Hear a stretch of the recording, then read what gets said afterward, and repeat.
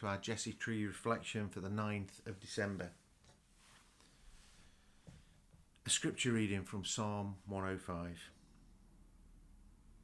When they were few in number, of little account, and strangers in it, wandering from nation to nation, from one kingdom to another people, he allowed no one to oppress them.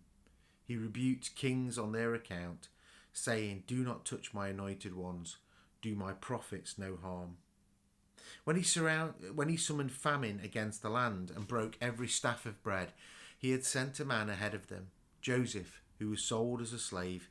His feet were hurt with fetters, his neck was put into a collar of iron, until what he said came to pass. The word of the Lord kept testing him. The king sent and released him. The ruler of the people set him free.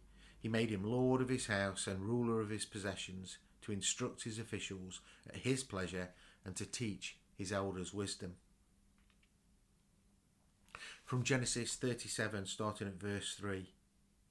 Now Israel loved Joseph more than any of his children, because he was a son of his old age, and he had made him a long robe with sleeves. But when his brothers saw that their father loved him more than all his brothers, they hated him and could not speak peaceably to him. Once Joseph had a dream, and when he told it to his brothers, they hated him even more. He said to them, "Listen to the dream that I dreamed. There were binding sheaves in the field. Suddenly my sheaf rose and stood upright. Then your sheaves gathered around it and bowed down to my sheaf." His brothers said to him, "Are you indeed to reign over us? Are you indeed to have dominion over us?" So they hated him even more because of his dreams and his words.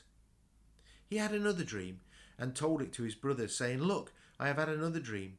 The sun and the moon and 11 stars were bowing down to me."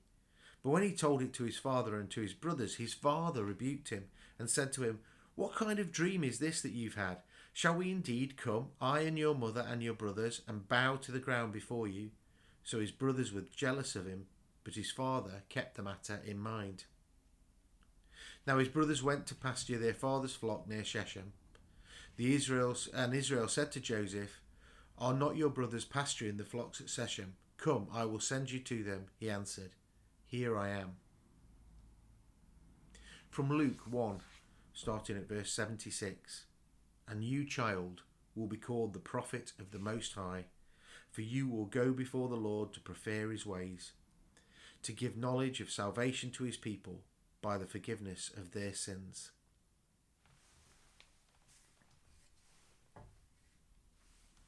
Today we place Joseph's coat of many colours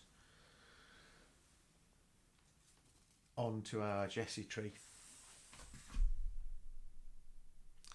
Each day for the children in Morpeth Baptist Church, and for others if you wish, there's little tasks that you can do, little games you can play, little activities.